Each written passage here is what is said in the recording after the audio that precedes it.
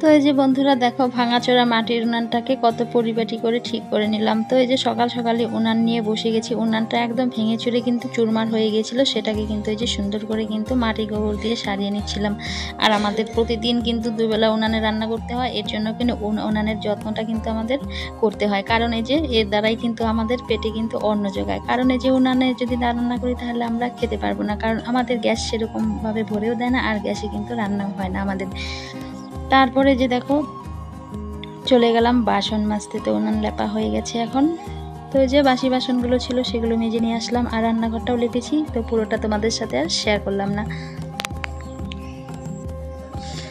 তারপরে এখানে চলে গেলাম দেখো হাঁড়িটা মাটি করতে। তো এই যে হাঁড়িতেই রান্না করব, আর উনানে রান্না করতে গেলে তো হাঁড়িতে মাটি করতেই হবে, তা না হলে হাঁড়ি তো কালি হয়ে যাবে। আর কালি করলে থালা বাসন একদমই দেখতে ভালো লাগে না।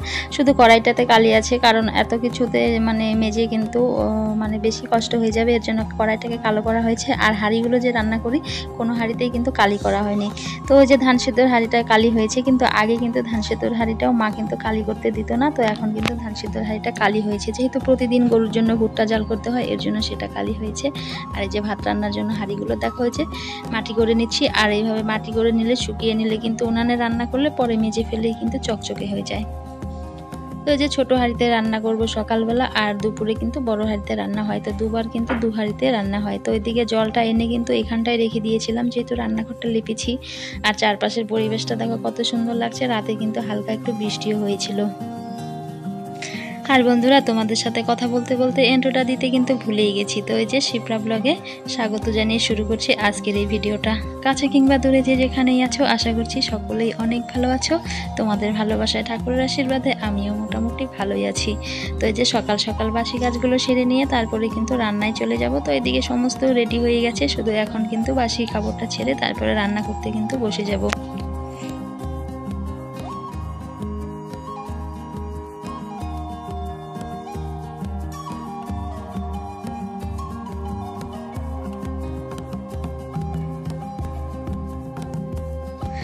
তো বন্ধুরা দেখো আজকে কি রান্না করছি। তো এই যে মা ফুল তুলে দিয়েছিল, এই ফুলগুলো বড়া ভাজবো। আর এদিকে কিন্তু একটা নিরামিষ তরকারি হয়ে গেছে, সেগুলো তোমাদের সাথে আর শেয়ার করলাম না। তো এই যে গাছেই কিন্তু কয়েকটা ফুল ফুটেছিল, আর আমি এদিকে আতপ চাল পেস্ট করে নিয়েছি।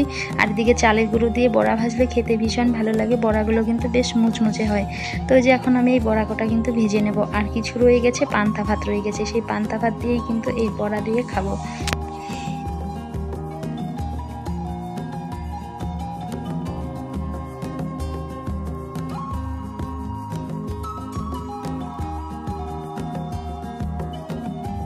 তো এদিকে যে পেস্ট করে নিয়ে এসেছি, এখানটায় দিয়ে দিচ্ছি হচ্ছে হলুদের গুঁড়ো আর হচ্ছে লবণ। তো যে অনেকে লঙ্কার গুঁড়ো দেয়, তো লঙ্কার গুঁড়ো দিলে না গলা জ্বালা করে, পেট জ্বালা করে, কেউ কিন্তু খেতে চায় না। আমাদের বাড়িতে শুকনো লঙ্কার গুঁড়ো একদমই খেতে চায় না, শুকনো লঙ্কা দিয়ে তরকারিও খেতে চায় না।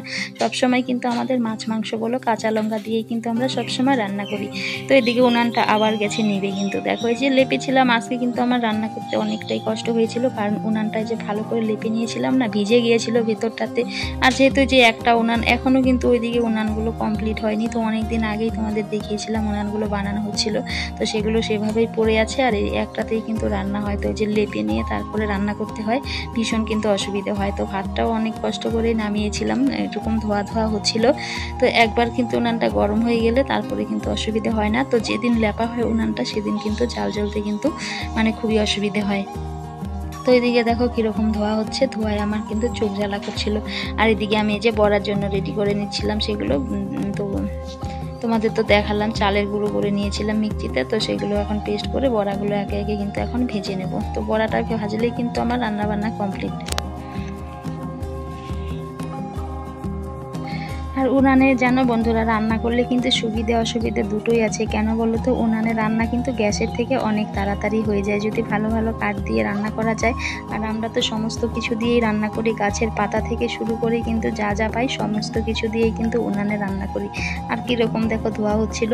তো অসুবিধা বলতে এই যে মানে উনানটা জ্বালতে একটু অসুবিধে হয়, আর এই যে বাসন হাঁড়ি কড়াইতে একটু কালি হয়, সেগুলো মাজতে একটু কষ্ট হয়। আর এদিকে দেখো উনানটা কিন্তু ধোয়া হতে হতে কিন্তু ধপ করে জ্বলে গেছে।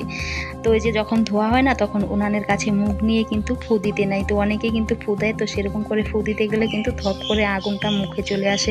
তো আমার সাথেও কিন্তু অনেকবার এরকম হয়েছিল। তবুও তোমাদের কিন্তু বলছি, যারা যারা উনানে রান্না করো সাবধান থেকেও, মুখ কাছে নিয়ে কিন্তু কখনো ফু দিবে না। তো এদিকে যে উনানটা জ্বলে গেছে, কড়াইটাও কিন্তু গরম হয়ে গেছে। আর এই যে বড়া ভাজতে গেলে না কড়াইটা একটু ভালো করে গরম করে নিতে হয়, যেরকম মাছ ভাজতে গেলে একটু গরম করে নিতে হয় সেরকমই। আর তাছাড়া আর কি, কড়াইটা যদি একটু গরম কম হয় তাহলে তেলটা কম আসলে কিন্তু বড়াগুলোর তেলের গন্ধ আসে। তো তোমরা সবাই জানো বড়া ভাজতে, তো জাস্ট তোমাদের সাথে একটু বললাম। তো এই যে দেখো এদিকে আমি এখন বড়াগুলো ভেজে নেব। আর সুবিধা অসুবিধা কি বললাম বন্ধুরা, সুবিধা বলতে উনানে রান্না করতে অনেকটাই তাড়াতাড়ি হয়ে যায় গ্যাসের থেকে কিন্তু। তো এই যে গ্যাসেও হয়, যাদের গ্যাসের আঁচ বাড়ানো থাকে তাদের দুদিকে দিলে পরে তাড়াতাড়ি হয়ে যায়, কিন্তু আমাদের গ্যাসটার আঁচটাও একদমই হালকা। আর গ্যাস কিন্তু অনেক দিন আগেই ফুরিয়ে গেছে, তো এখনও গ্যাসটা ভরে দেয়নি। তো গ্যাসের আশায় থাকলে তো আর রান্না খাওয়া হবে না, তো উনানে তো আমাদের রান্না করতেই হবে।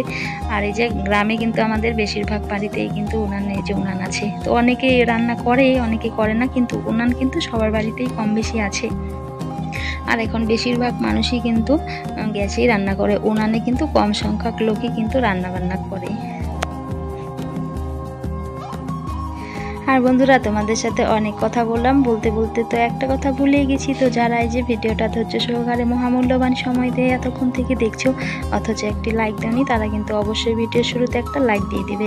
আর যারা নতুন আসছো তারা কিন্তু অবশ্যই একটা কমেন্ট করে যাবে, সেই কমেন্ট ধরে কিন্তু আমি চলে যাব। আর এই যে অনেকেই কিন্তু 24 ঘন্টার আগেই কিন্তু এই যে মানে আসছে, তারা কিন্তু এসো না 24 ঘন্টার আগে, তাহলে কিন্তু সাবস্ক্রাইব কেটে যায়। তো আমি তো বলেছিলাম এর আগের এক ভিডিওতে, তো সেটাই কিন্তু সত্যি হয়েছে। তো এই যে কয়েকটা সাবস্ক্রাইব কিন্তু আমার আবার এই যে পরপর কিন্তু কেটে গিয়েছে।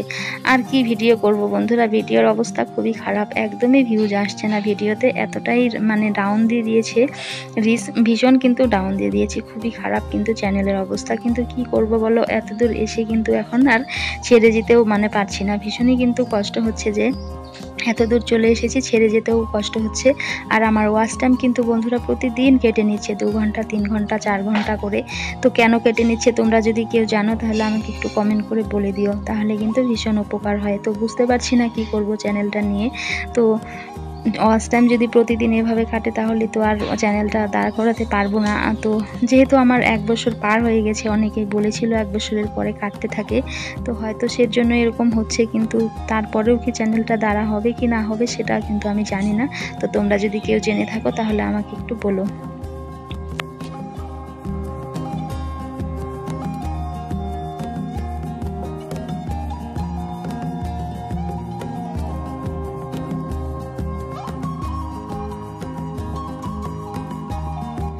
তো এদিকে সকালে রান্নাবান্না খাওয়া দাওয়া হয়ে গেছে। তো এখন তো হাঁড়ি কড়াইগুলো মাজার পালা। তো উনানে রান্না করতে গেলে হাঁড়ি কড়াইগুলো তো একটু বেশি করে ভালো করেই মাজতে হয় কিন্তু। তো ওই যে কড়াইটা কিন্তু একটু কলতলা থেকে দূরেই আনতে হয়, কালিগুলো মাজতে গেলে কলতলায় কিন্তু দেখতে ভীষণ খারাপ লাগে। তো এর জন্যই কিন্তু হাঁড়ি কড়াইগুলো দূর থেকে মেজে নিয়ে তারপরে কলতলায় গিয়ে কিন্তু ধুয়ে নেই।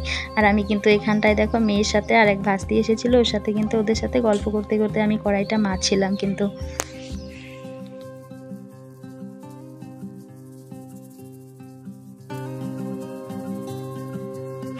তো বন্ধুরা দেখো এই যে আমরা কোথায় যাচ্ছি, সেজে গুজে বাগানের মাঝখান দিয়ে যাচ্ছি। তো এই যে দিদি এসেছে, দিদি আমি মেয়ে, তো একটু এই যে বাজারে যাব আমরা। আর দেখো যে চারপাশটা কত সুন্দর লাগছে, এই বাগানে পাতাগুলো চলে এসেছে, খুব সুন্দর লাগছে কিন্তু। আর এই যে বাগানের পাতাগুলো তোলা হয়ে গেছে, আর এই যে পাশের বাগানের পাতাগুলো কিন্তু এখনো তোলা হয়নি। ওর সাথে আমি আরো ওই যে ওর বাড়ি যে হ্যাঁ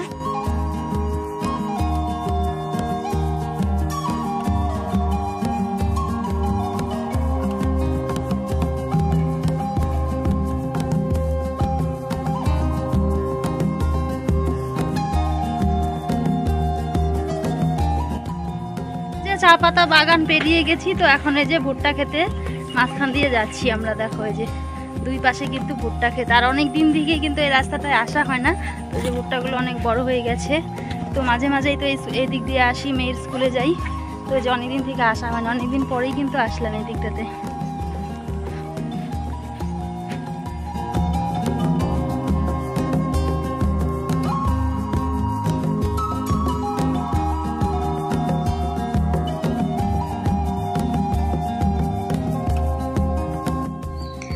তাহলে বন্ধুরা আজকের ভিডিওটা এখানেই শেষ করছি। দেখা হচ্ছে পরের কোনো ভিডিওতে। ততক্ষণে তোমরা সুস্থ থেকো, ভালো থেকো, সাবধানে থেকো। Tata bye.